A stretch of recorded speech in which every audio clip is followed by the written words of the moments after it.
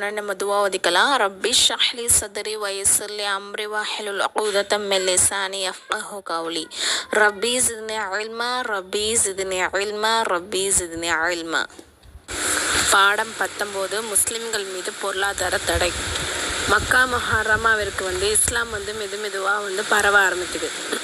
தினந்தோறும் யாராவது ஒருத்தவங்க முஸ்லீம் ஆகிக்கிட்டே இருக்காங்க.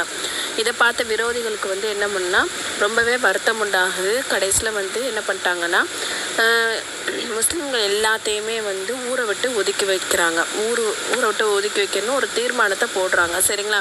அதே மாதிரி நபி ஸல்லல்லாஹு அலைஹி வஸல்லம் அவர்களையும் மற்ற முஸ்லீம்களையும் ஸ்வாப் அபுதாலிஃப் என்னும் பள்ளத்தாக்கில் தள்ளி அங்கே அடைச்சி வச்சிடுறாங்க. இதன் காரணமாக முஸ்லீம்களுக்கு கடும் துன்பத்தை எதிர்கொள்ள நேரிடுது. இந்த பள்ளத்தாக்கில் சாப்பிடவோ குடிக்கவோ எதுவுமே கிடையாது. அந்த பள்ளத்தாக்கில் வயோதிகர்கள், குழந்தைகள், பெண்கள் எல்லாருமே பசி தாகத்தை சகித்து கொண்டு 3 வருஷம், சரிங்களா, எத்தனை வருஷம், 3 வருஷமாக இதே நிலையில் அந்த பள்ளத்தாக்கில் அடைப்பட்டு கிடக்கிறாங்க. இந்த பாடத்தோட கேள்வி: முஸ்லிம்களுக்கு பள்ளத்தாக்கில் என்னென்ன கஷ்டங்கள் நேரிட்டன? முஸ்லிம்கள் பள்ளத்தாக்கில் எத்தனை வருடங்கள் இருந்தன? இந்த 2 கொஸ்டின் தான். அடுத்த பாடம் சோக ஆண்டு. பள்ளத்தாக்கிலிருந்து வெளியே வந்ததுக்கப்புறம் சில காலத்துக்கு பிறகு நபித்துவம் 10வது ஆண்டில் நபி ஸல்லல்லாஹு அலைஹி வஸல்லம் மீது பரிவு கொண்டு அவர்கள் சிறிய தந்தை என்ன ஆகிறாங்க? மஃபாத் ஆகிறாங்க. யார்? அபுதாலிஃப் அவங்க மஃபாத் ஆகிறாங்க. இந்த சோகம் மறைகிறதுக்கு முன்னாடியே நபியோடைய உயிரான மனைவியாக ஹதீஜா அம்மையார் அவர்களும் மஃபாத் ஆகிறாங்க. இந்த 2 துயர சம்பவங்களால் நபி ஸல்லல்லாஹு அலைஹி வஸல்லம் ரொம்பவே சோகத்தில் சூழ்ந்து போயிடுறாங்க. நபி ஸல்லல்லாஹு அலைஹி வஸல்லம் அவர்கள் இந்த ஆண்டை என்ன சொல்கிறாங்க? சோக ஆண்டு அப்படின்னு சொல்லிட்டு அறிவிக்கிறாங்க. இனி குறைஷி காஃபிர்களுக்கு ஒரு நல்ல சந்தர்ப்பமாக அமைஞ்சிருச்சு. ஏன் அப்படின்னு சொன்னால், முதலாவது அபுதாலிப் மற்றும் ஹதீஜா அவர்களுக்கு கொஞ்சம் பயந்துக்கிட்டு அடங்கி இருந்தாங்க. எந்த இதுவுமே ரொம்ப டார்ச்சர் பண்ணாமல். ஆனால் இப்போ தடுக்கிறதுக்குன்னு யாருமே இல்லை இல்லையா? அதனால் மக்காவின் இறைமறுப்பாளர் நபி ஸல்லல்லாஹு அலைஹி வஸல்லம் அவர்களை ரொம்பவே துன்புறுத்தி ஆரம்பிக்கிறாங்க. இந்த பாடத்துடைய கேள்வி நபி ஸல்லல்லாஹு அலைஹி வஸல்லம் அவர்கள் இந்த ஆண்டை சோக ஆண்டு ஏன் அறிவித்தார்கள்? 2வது கொஸ்டின் அபுதாலிப் மற்றும் அல்லது ஹதீஜா அம்மையார் ஆகியோரின் மரணத்திற்கு பின் என்ன ஆனது? பாடம் 21. தாயிஃப் பயணம். மக்காலிருந்து சுமார் 50 மைல் தூரத்தில் தாயிஃப் நகரம் இருக்குது. அந்த தாயிஃப் நகரம் சுற்றுலா அதாவது கோடை காலத்தில் சுற்றுலா வரக்கூடிய சுற்றுலாத்தலமாக அந்த தாயிஃப் நகரம் இருந்துச்சு. அப்போ மக்காவில் தீன் பணி செய்து பல வருஷம் ஆகியும் அதாவது கொஞ்சம் பேர் தான் இஸ்லாத்தை ஏற்றிருக்காங்க. பாதி பேர் அவங்க ரசூலா சொன்ன பேச்சையும் கேட்கல. இன்னும் சொல்ல போனால் அவங்களுக்கு எதிரியாகவே மாறியிருந்தாங்க. அதனால ரசூலா என்ன பண்ணுறாங்க அப்படி சொன்னால், பக்கத்து ஊர் அதாவது தாயிஃப் நகரத்துக்கு போய் அங்குள்ள மக்களுக்கு மார்க்கத்தை பற்றி எடுத்து சொல்லுவோம். அங்குள்ள மக்கள் இஸ்லாத்தை ஏற்று நமக்கு கொஞ்சம் ஆறுதலாக இருப்பாங்க, ஒத்தாசையாக இருப்பாங்க அப்படின்னு சொல்லிட்டு என்ன பண்ணுறாங்கன்னா அங்கே பயணம் செஞ்சு போகிறாங்க. ஆனால் நபியோருடைய எண்ணத்திற்கு மாற்றாக தாயிஃப் வாசிகள் என்ன பண்ணுறாங்கன்னா மிகவும் கெட்டவங்களாக இருக்காங்க. அவங்க நபியோடைய பேச்சை அறவே கேட்காம குறும்புக்கார சிறுவர்களை ஏவி விட்டு நபியவர்கள் என்ன பண்ணுறாங்க, ஏசி பேசி கற்களால் அடிக்க அவங்களுக்கு என்ன சொல்கிறதுனா ஏவி விட்றாங்க. அந்த சிறுவர்களை ஏவி விட்டு துன்புறுத்துறாங்க. நபியவர்கள் உடலிலிருந்து ரத்தம் வழிந்தோடி இந்நிலையிலே ரசூலா என்ன பண்ணுறாங்க அப்படின்னு சொன்னால் அப்படியே கீழே விழுந்துடுறாங்க. அந்த மக்களுக்கு எந்த ஒரு சாபமுமே கொடுக்காம அந்த மக்களுக்கு என்ன பண்ணுறாங்க, துவா செய்கிறாங்க. அதாவது யா அல்லாஹ், இந்த மக்கள் அதாவது அறியாதவர்களாக இருக்கிறாங்க, எனவே இவர்களுக்கு ஹிதாயத் செய்வாயாக என துவா செய்தாங்க. கருணையே உருவான நபியவர்கள் மீது அல்லாஹ்வின் அருளும் சாந்தியும் உண்டாவதாக. ஆமீன். இந்த பாடத்துடைய கொஸ்டின்: நபி ஸல்லல்லாஹு அலைஹி வஸல்லம் அவர்கள் தாயிஃபிற்கு ஏன் பயணம் செய்தார்கள்? 2வது கொஸ்டின் தாயிஃப் மக்கள் நபி ஸல்லல்லாஹு அலைஹி வஸல்லம் அவருடன் எவ்வாறு நடந்து கொண்டனர்? பாடம் 22. மெஹராஜ். நபி ஸல்லல்லாஹு அலைஹி வஸல்லம் அவர்கள் தாயிஃபிலிருந்து திரும்பவும் மக்காவுக்கே வந்துடுறாங்க. மக்காவுக்கு மீண்டும் என்ன பண்ணுறாங்கன்னா அழைப்பு பணியை செய்ய தொடங்குறாங்க. இப்போ ரசூல்லாவுக்கு தொடர் துன்பங்களுக்கு பிறகு அல்லாஹ் ஒரு வெகுமதி நபிக்கு கொடுக்குறான். அதுதான் என்ன அப்படின்னு சொன்னால் மெஹராஜ் பயணம். சரிங்களா? நபித்துவம் பெற்று 10 ஆண்டுகள் கழிச்சதுக்கப்புறம் ஒரு நைட்டு நபி ஸல்லல்லாஹு அலைஹி வஸல்லம் அவர்கள் அவங்களுடைய மாமி உம்மு ஹானி அவங்களுடைய வீட்டில் தூங்கிக்கிட்டு இருக்காங்க. அந்நேரத்தில் ஜிப்ரீல் அலைஹிஸ்ஸலாம் அவர்கள் வந்து மெஹராஜுக்கு செல்லக்கூடிய அந்த நற்செய்தி வந்து கூறுறாங்க. அதுக்கப்புறம் வந்து அதிவேகமாக செல்லக்கூடிய ஃபுராக் என்னும் வாகனத்தை வந்து கொடுத்து அதில் ஏறி நபி ஸல்லல்லாஹு அலைஹி வஸல்லம் அவர்கள் மக்காவிலிருந்து பைத்துல் முகத்தஸ் சென்று அங்கிருந்து 7 வானங்கள் பக்கம் பயணம் செய்கிறாங்க. மேலும் சொர்க்கம் நகரம் முதலியவற்றை வந்து அந்த பயணத்தில் அவங்க வந்து பார்க்குறாங்க. பிறகு அல்லாஹ் தாலாவின் தர்பாருக்கு செல்கிறாங்க.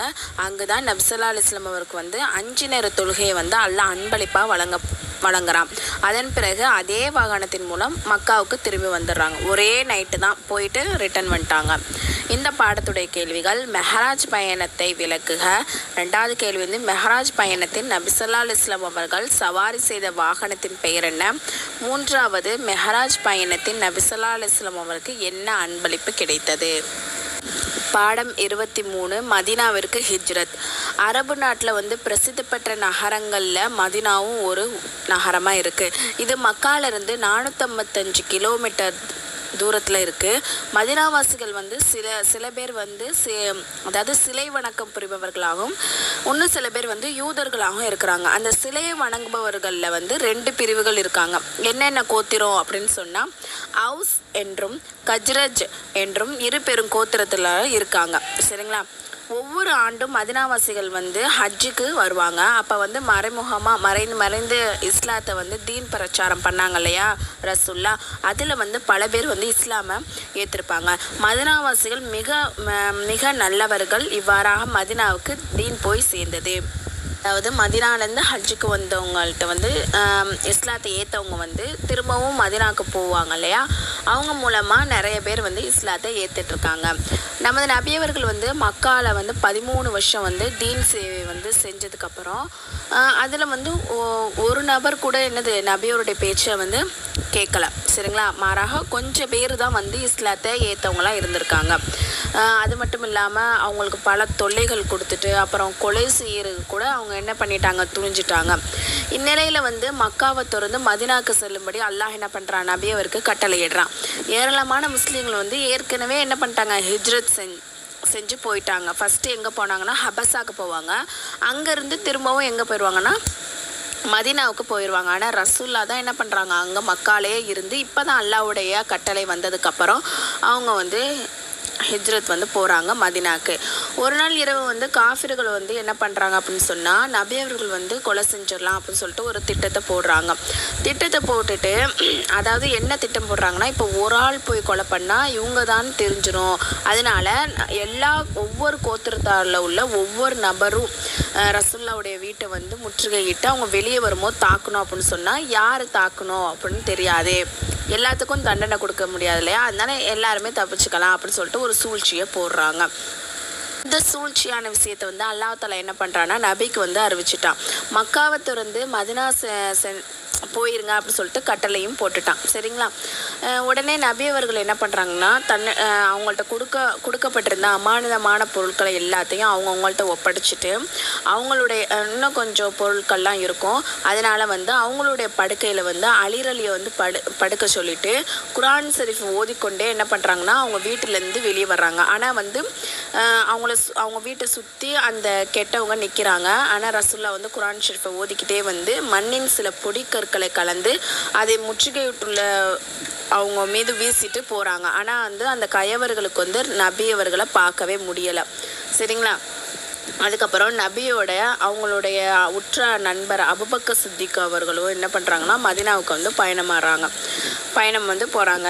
செல்லும் வழியில் வந்து சௌர் என்னும் மலைக்குகையில் வந்து 2 பேரும் வந்து தங்குறாங்க.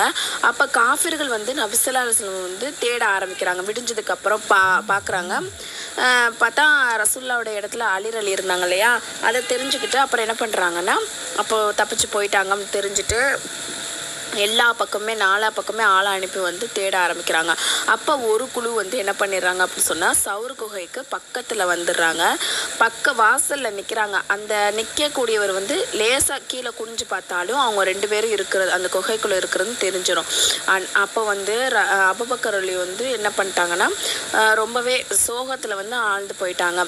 அப்போ வந்து ரசூல்லா என்ன சொல்கிறாங்க அபூபக்கர் அலிக்கு அப்படின்னு சொன்னால், அன்பு தோழரே நீங்கள் வந்து கவலை கொள்ளாதீங்க, அல்லாஹ் நம்முடைய நம்முடன் இருக்கிறான். அல்லாஹ் இவர்கள் வந்து பார்க்காதவாறு அந்த காஃபிர்கள் கண்களை வந்து என்ன ஆக்கிட்டான், இருட்டாக்கிட்டான் அப்படின்னு சொல்கிறாங்க.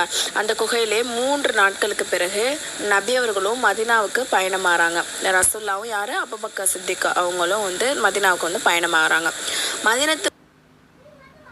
அந்த மதினத்து வாசிகள் வந்து நபியவர்கள் வந்து எதிர்பார்த்து நிற்கிறாங்க.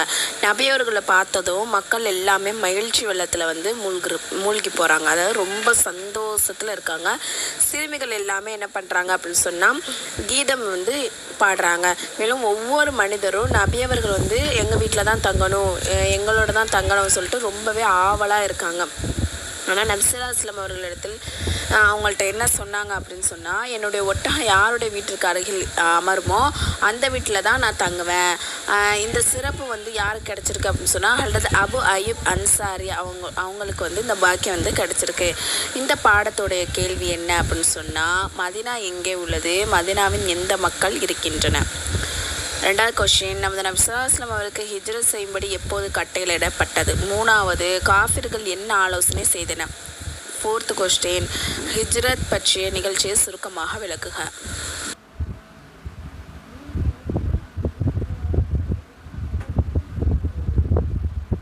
இது வந்து ஃப்ரீ முஅல்லமா கோர்ஸ். இதில் வந்து நான் சேரன்னு விருப்பம் உள்ளவங்க, அதாவது ஒன்லி லேடிஸ் மட்டும் இதில் வந்து ஜாயின் பண்ணிக்கோங்க. நான் வந்து கீழே டிஸ்கிரிப்ஷனில் வந்து டெலகிராம் குரூப்போடைய லிங்க் வந்து கொடுத்துட்றேன். அதில் வந்து ஜாயின் பண்ணிக்கோங்க. அதில் வந்து டீட்டெயில்ஸ் வந்து இருக்குது.